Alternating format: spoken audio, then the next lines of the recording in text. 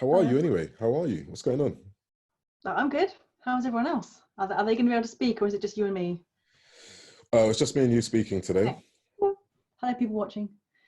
Yeah, I'm Dr. Browning, and I'm a sleep specialist. So I'm a chartered psychologist, and I help people with their sleeping problems. I run Trouble Sleeping, which has got a Facebook page and website, and yeah, I'm really excited to answer some questions that you've got about sleep today, especially with the coronavirus craziness that's going on. A lot of people are struggling with sleep, and you've had some of your group people put some really great questions on the page, so that's really good.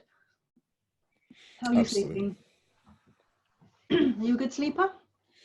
I was sharing with people that for a long time I've had sleep apnea, and Right.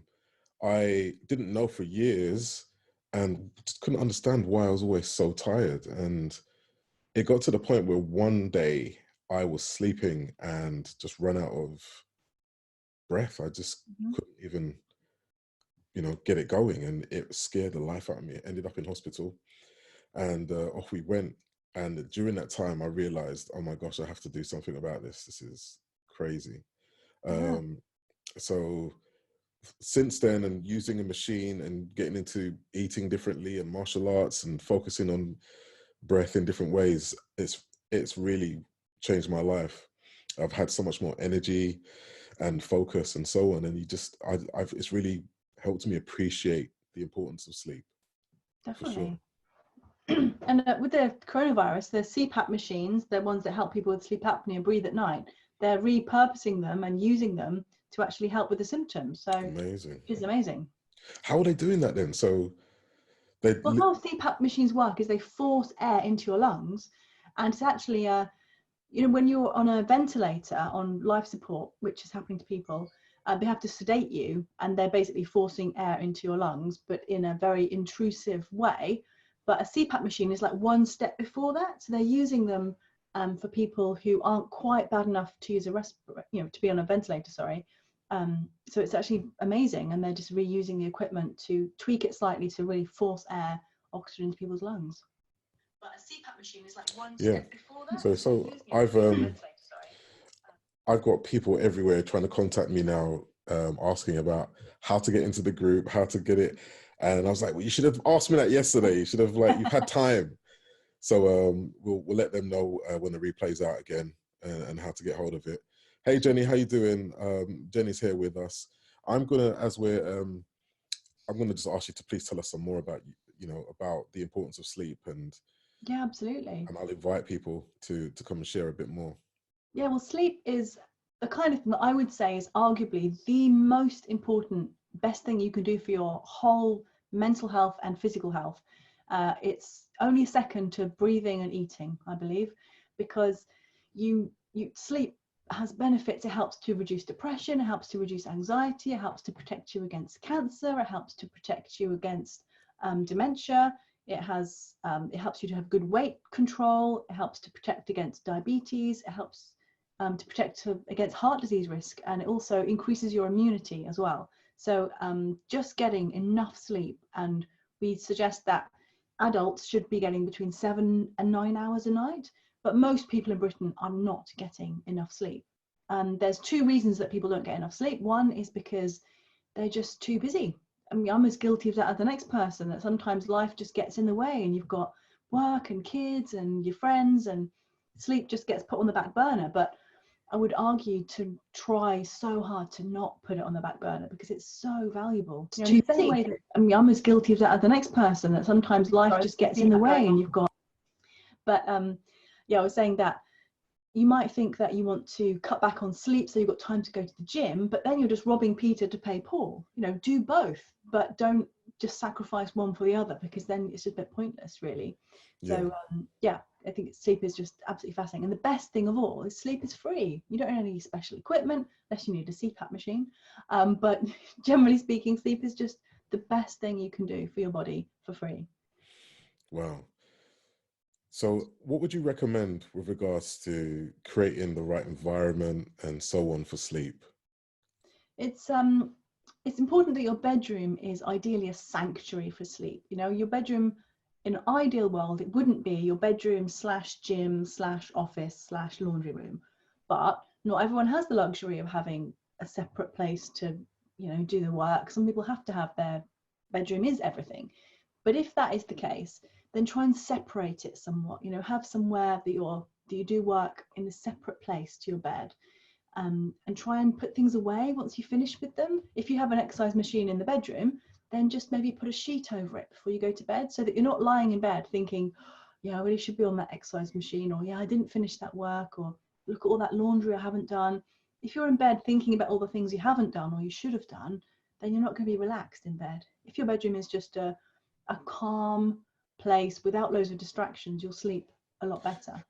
And is there anything we could be doing nutrition-wise to help with sleep? So a lot of people don't eat right before bed, because people know that if you have a huge meal before you go to bed, then you'll be, you get indigestion, it might be hard to sleep. But if you don't eat anything too near bedtime, then you'll just be hungry in bed. And if you're hungry, then you're, as biological creatures, if we're hungry, we're designed to get anxious and stressed and think, oh, we need to find food. So you'll find sleep is hard if you're hungry, or you might wake up at 3 or 4 in the morning and be starving. So I would say definitely eat something before you go to bed.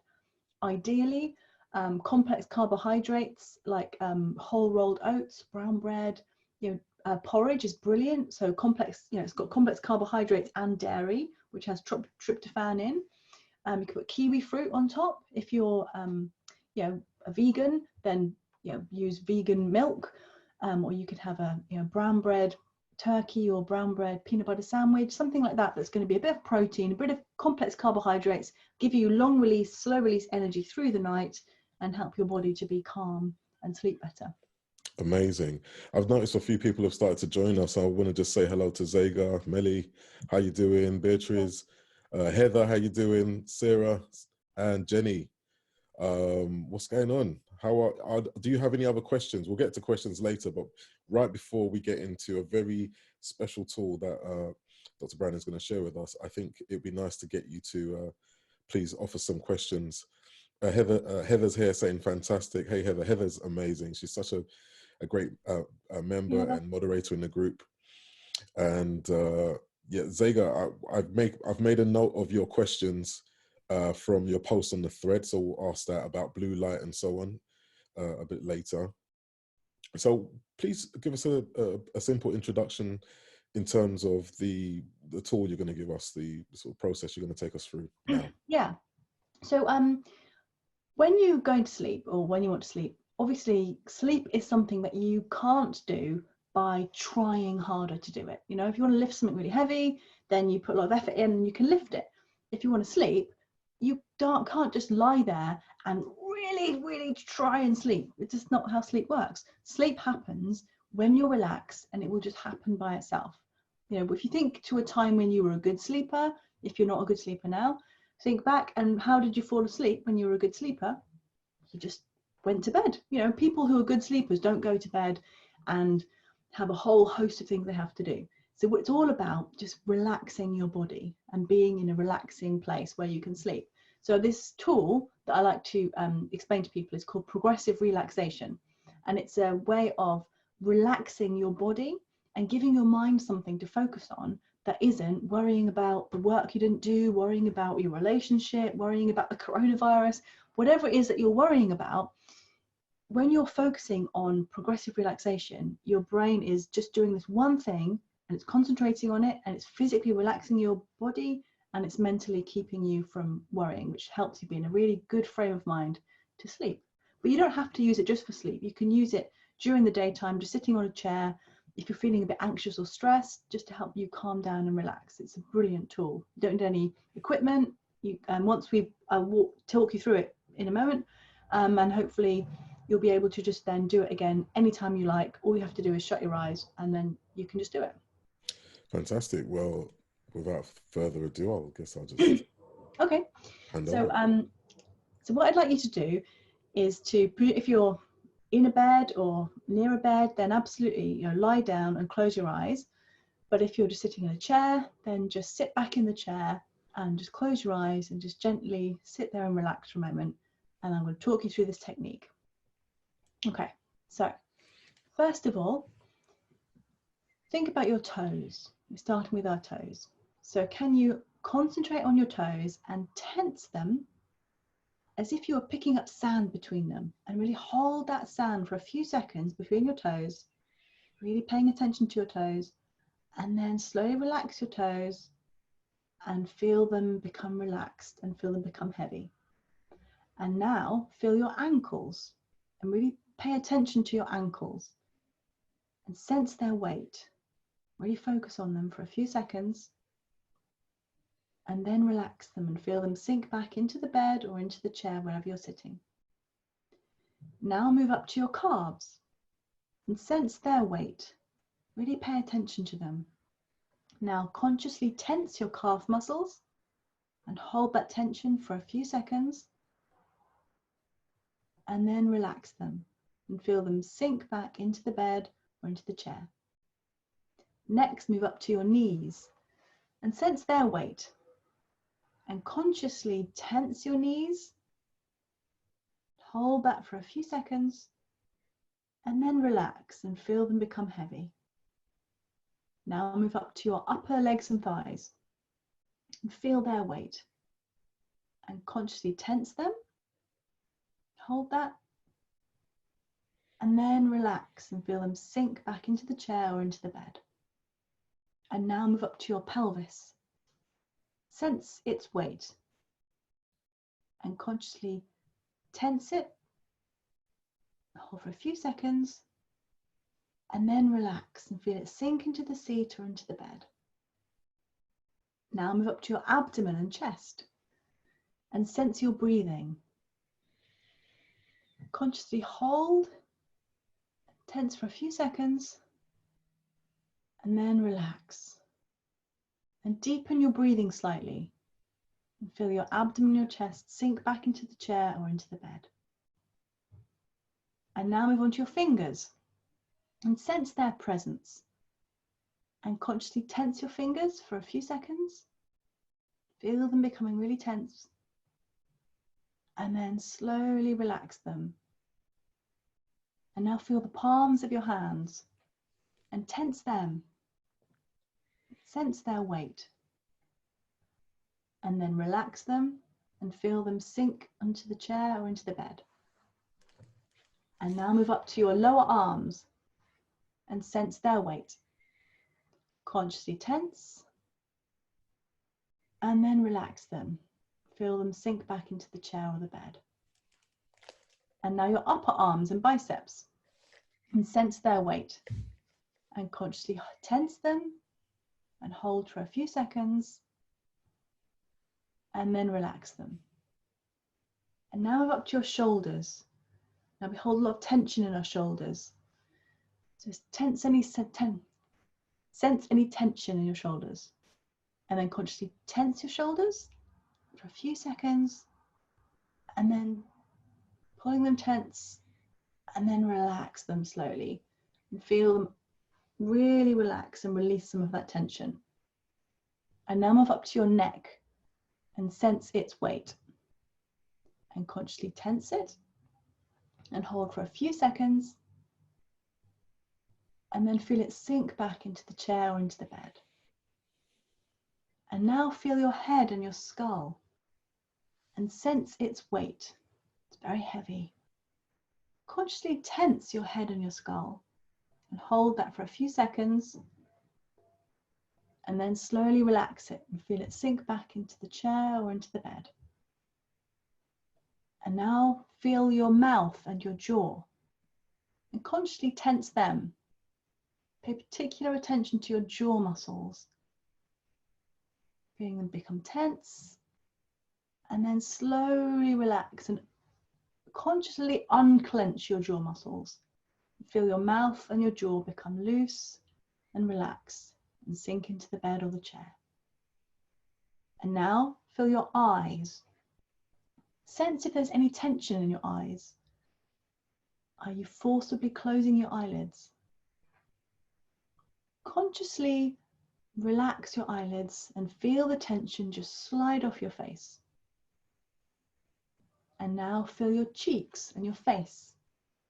consciously tense them for a few moments and then relax them and feel all the tension slide off onto the bed, onto the chair. And now for a few moments, mentally scan your body. Is there anywhere that's still got any tension in it? If you find somewhere in your body that's still tense or has some tension, then consciously tense it, really consciously, and then relax to release that tension and feel it become heavy and sink back. And do that for a few moments.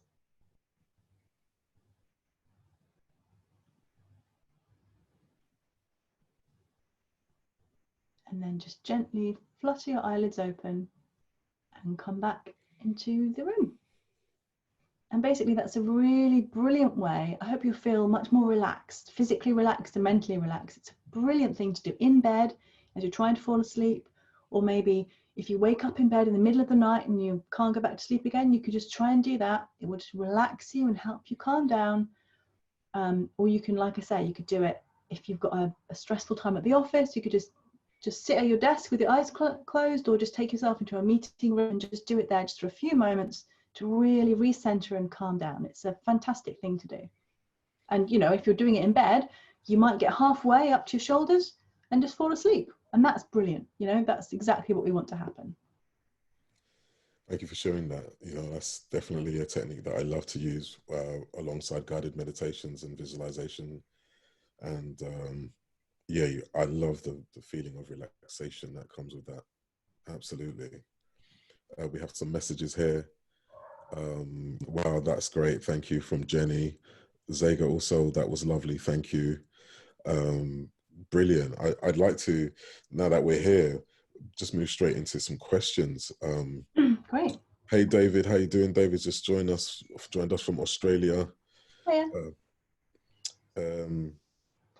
So someone has asked, I think it was Sahar, I would love to know the theory behind constant tossing and turning during the night. Okay, right. Well, what I'd like to do is like to share my screen with you. If we just go to, here we go. Right. Okay, I hope you can see that.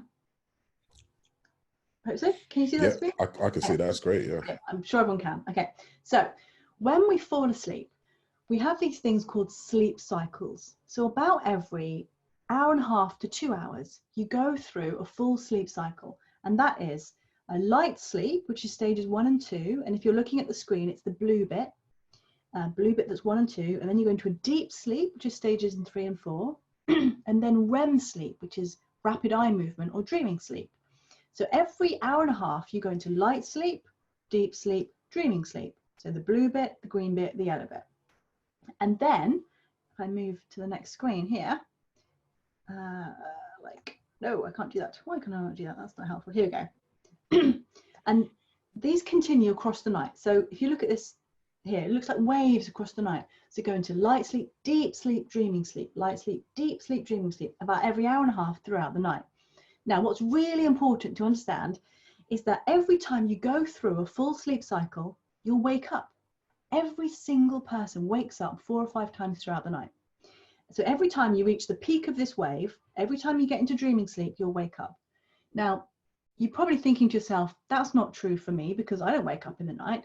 But I promise you, if I were to monitor your brain activity with polysomnography, stick electrodes on your head to monitor your brain activity while you slept, I promise you, you'll wake up every hour and a half. Now, you won't remember that you've woken up most of the time because you only remember that you've woken up if you've woken up for more than 2 minutes. So this tossing and turning happens to everyone throughout the night. But you just, depending if you're, as we get older, these awakenings become a bit longer. So as we get older, we start to realize that we're waking up in the night. And we might think, well, when I was 25, I slept through the night. I slept 7-8 hours without waking up. And now I'm 45, I'm waking up 2 times in the night, or I'm tossing and turning. But it's just because you're aware of these awakenings now that you weren't aware of before. So generally speaking, I would say it's not a problem to be tossing and turning. It's very much about understanding that that's part of normal sleep. Now, if you're waking up for a long time in the night, that's not a good thing. But if it's just the fact that you're aware that you're awake and that you sort of roll over and then you go back to sleep and you're thinking, oh no, that means my sleep isn't good quality, that's not true at all. Does that make sense? So could you tell us about that deeper, that REM sleep, and why that's important? Yeah, absolutely. So so dreaming sleep, so light sleep, deep sleep, dreaming sleep, that we have every sleep cycle, they have different functions. So deep sleep is the deepest part of sleep when we're really far from conscious, and that's the kind of sleep where you physically regenerate. So if you've been really physically active, you've been going to the gym, I wish, stuck at home without any gym equipment, if you could go out, if you're going out running, or you're doing lots of physical activity, you'll need more deep sleep, because deep sleep is where your body repairs itself. Dreaming sleep, or REM sleep, is called rapid eye movement because your eyes move rapidly beneath your eyelids. So if you watch a bed partner, you can see their eyes moving beneath their eyelids when they're dreaming. Now, when you dream, that's where your body processes emotion. If you've got something going on in your life that's quite big, you've got to come to terms with it. Basically, everyone on the planet right now pretty much is struggling with the coronavirus. I am, everyone is. You're trying to process what impact that has on your life, whether that be that you suddenly don't have an income, or you're suddenly working from home, you're trapped at home with an abusive partner, or you're having to work incredibly hard in the NHS and putting your life on the line to save others. That's a lot of stuff to process, and your brain will be doing that during dreaming sleep. Now, if it's like you dream about it to try and understand what's going on. If it's too big, it's too emotional, it's too much stuff, which, the coronavirus impact is a big deal. And for lots of people, that's too much for them to really cope with. Then what happens is your dreaming sleep, you'll wake up more frequently than you would do normally. So a lot of people will find at the moment that they're waking up a lot more frequently. They're tossing and turning more frequently than they used to, because they're processing all the stuff during dreaming sleep. So basically, once we're through the coronavirus, hopefully everyone will sleep better. But also it's about trying to make sense of it and maybe think about it, talk to friends, talk through with people how you're feeling during the day, so that your brain isn't doing it at night, and that will disrupt your sleep. Right, thank you for that. So how long would you say it takes to get into that REM sleep, roughly, on Well, average? every hour and a half. So the first sleep cycle is mainly light sleep and deep sleep, and a tiny bit of dreaming sleep. And the next sleep cycle is less deep sleep, more dreaming sleep. And the next one is even less deep sleep and even more dreaming sleep. So basically, your body prioritizes getting deep sleep at the start of the night and dreaming sleep at the end of the night. But it's always in these sleep cycles. And that's why you're much more likely to remember dreaming if you wake up at 6 in the morning than if you woke up at 1 in the morning. And also, where you are in these sleep cycles, so if you wake up from light sleep, deep sleep, or dreaming sleep, will dictate how you feel at that moment. If you wake up from light sleep, you won't be in dreaming sleep, so you might not remember dreaming. Lots of people think, oh, I don't dream. My partner dreams, but I don't ever dream. That's not true. You do dream. You're just not waking up from dreaming sleep, so you don't remember that you were dreaming. Ah, okay. It's really interesting. So Jenny's always saying to me, she says, I don't dream. How come you're always dreaming? I was like, but you do. Yeah, You do. So what you could do is artificially, set your alarm half an hour early or 45 minutes early to try and catch yourself in that dreaming sleep if you want to know your dreams. Often people will find that when they are jet lagged or when the clocks change, they'll suddenly remember their dreams when they don't normally do it. Just because you've caught yourself in a different part of your sleep cycle. Right, got you. Thank you. That makes a lot of sense. There's another question. I'd be interested to learn more about our devices and the usage, the impact, and so on. Okay. The impact on the quality of sleep and the truth about blue light. Okay, the truth about blue light, I like it. So we have a thing called our circadian rhythm, which is our 24-hour clock, which is why or how we know when it's morning, when it's nighttime, when it's time to eat without looking at a clock. If you're used to eating lunch at 12, if you skip lunch at 12 and it gets to 1, half 1, your stomach is going crazy because your body knows it's time for lunch, even if you haven't had lunch yet. Now, your circadian rhythm, your 24-hour clock, is regulated by the sun.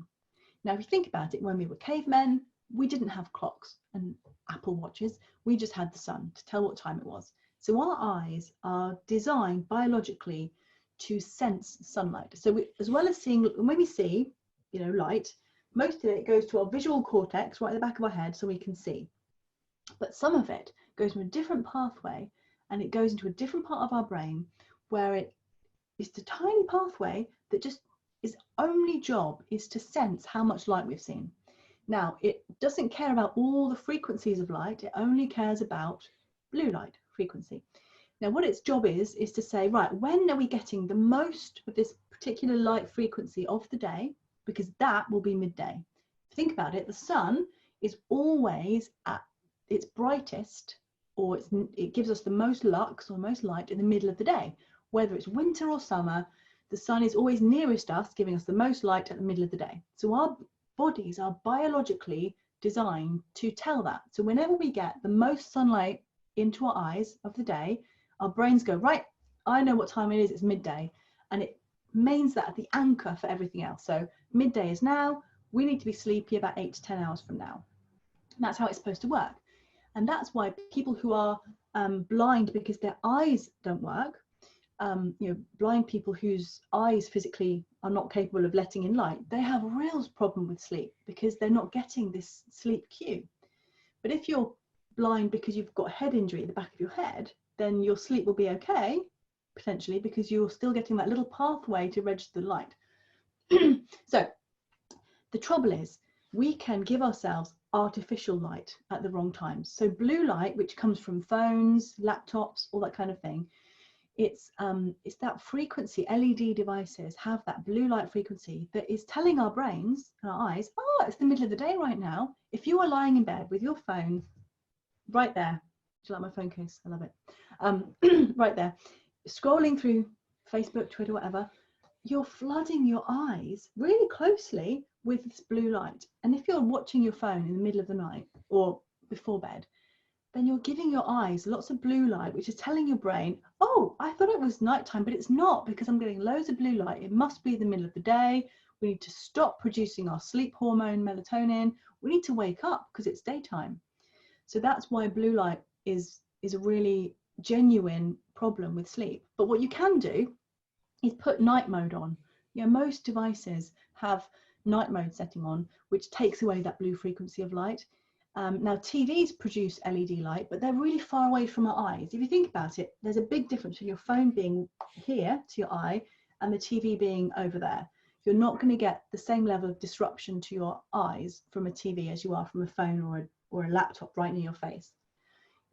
That's why professional sports people who really want to perfect their sleep will wear blue light goggles in the evenings to take away all blue frequency of light from everywhere.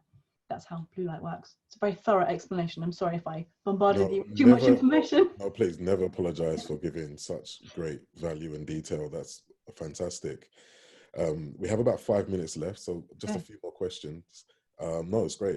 It's fantastic, really useful. Someone is asking about drinking fluids before bed and going to the loo regularly. Right, so this is a really common thing. So as I've already touched on, as we get older, we wake up for longer in the night and we start to realize we've woken up. So I see loads of older people, and I'll put myself in that older bracket, you know, I'm not 21 anymore. As we get older, we start to wake up more frequently and we start to realize we've woken up. Now, if you think about how often you go to the toilet during the day, don't mean to be, you know, TMI, but most people go to the toilet every 2 to 3 hours during the day. If you've been asleep for 2 to 3 hours, your bladder is going to be a bit full, basically. If you're awake enough to realize that you need the toilet, if you're awake enough to realize that you're awake, your brain will do a body scan, how are we doing, and get to your bladder and go, oh, we need the toilet. It's generally not needing the toilet that wake you up. It's just the fact that you're awake and you realize you need the toilet. Now, I say it's never a problem. It's not really a problem to get up and go to the loo in the middle of the night. Just get up, go to the loo, come back to bed again, and go back to sleep. Not a problem. Your sleep cycles, you haven't ruined your sleep. It's not suddenly disrupted sleep, because your sleep is by its very nature disrupted. It's in sleep cycles, in these blocks. If you're awake for 20 seconds in between sleep cycles, or you're awake for 5 minutes and you go to the loo, the quality of your sleep either side is exactly the same. Now, if you restrict drinking to, I don't drink anything after 6 p.m, for example, which lots of people say, you're going to be thirsty in the night. You're more likely to wake up because you need a drink, because you're thirsty. So I suggest, don't restrict yourself crazily like that. Don't drink 2 pints of water right before bed. That would be silly, because if you have 2 pints of water right now, I wouldn't have 2 pints of water and then get in a car on a long car journey. That would be stupid, because I'd need the loo immediately. But just drink just like you would do normally. Maybe drink a little bit less towards bedtime, but don't eliminate water, because you're going to wake up anyway, and you'll just wake up thirsty. And if you wake up and you need the loo, just go to the loo. If you're waking up 4 or 5 times to need the toilet in the night, that's a different issue. But if it's just once or twice and you're maybe not 20 well anymore, that's just part of normal life. Don't worry about it, basically. That's brilliant. Another question is the impact of trauma stored in the body. Can that have an issue with sleep, and in particular with regards to children, relating to safeguarding, but also with adults? So PTSD, post-traumatic stress disorder, is characterized by repeated nightmares. And you remember how I said before how we process emotion during our dreaming sleep? If you, for example, were a child who lived through some trauma before they were taken out of that situation, then as a child, you'll be processing that, trying to make sense of that in your dreaming sleep. Now, the most important thing is counseling, because I'm a sleep therapist and I help people with sleep. But if someone has post-traumatic stress disorder, that is a specific thing that needs proper counseling about that disorder to make sense of it. But how it relates to sleep is that your brain is processing it. So part of the thing is, as long as you're making sure you're dealing with that trauma during the day by speaking to a psychologist, a psychiatrist, therapist, how you can help at night is to, if you're dealing with it during the day, your brain will less need to deal with it at night. And repeated nightmares, you can help to try and remodel them. But with bedwetting is really common in kids and people who are really stressed, because your anxiety level goes up massively. So if a child is bedwetting through trauma and anxiety, then it's really important to, during the day, get them counseling, get them to talk through those problems, because then it will be helped at night. That's more of a daytime issue. The nighttime is telling you that there's a problem during the day. That's fantastic. Zega's just said, so interesting to learn more about the actual science behind sleep, so I can educate my kids who love their devices and so on. Hey Gemma, I just want to say hello to a few people as well. Gemma, how you doing? Sahar, Sally, Justine, how you doing? Sabah, we have, who else? People joining us. Lisa, how you doing? We're down to our last question before we leave, and it's been such an informative session, so useful, and we really do appreciate you being with us today. This last question is, why am I stretching my body out like a cat even though in full sleep mode? I did see that question online, and I can't give a complete answer to that because I haven't been asked the question before, but I would suggest that when we go through sleep cycles and you wake up, your stretching is one of those things that it makes you feel good, and you just stretch out your body. Maybe your bed isn't as comfortable as it could be. Maybe look at how old the mattress is, because if your bed isn't super comfortable, then your body will not be as relaxed in the bed. Or maybe it's a new bed, but it's not the right bed for you, for example. But other than that, stretching out is just, some people are more, during these awakenings, they move more than others. It's not really unless it's causing really problems, I wouldn't worry about it. It sounds great. Sorry, it can't really help. I have some very strange things I do when I sleep, and I like to have like one leg out of the blanket just to get that right temperature thing going, and I can't, sometimes I don't like to have a pillow. I just like my head really flat, it's really weird. It needs to be cold. Can't have a hot pillow. It needs to be. Well, generally we need a cooler bedroom than we think. People, if you have your bedroom too hot, that's not good for sleep. So having a colder bedroom is better, which you might think is a bit weird, but just think about how hard it is to sleep during a heat wave. Yeah. We, Yeah. you know, we do have some in England. Yay. I'd like more of them, but it's fine. Thank you. On that note, once again, I just want to thank you. Absolutely appreciate all of the information, the details, and I will post your information in the thread so people can find you and ask additional questions. And if they need any further assistance, they can get in touch with you. Thank you everyone for joining us. Ready for Dreams, another fantastic live session. Look out for more coming your way and some more surprises in the group. Please keep the love coming. We love it. It's great. Thank you so much. Have a fantastic rest of the day. Thank you. Bye.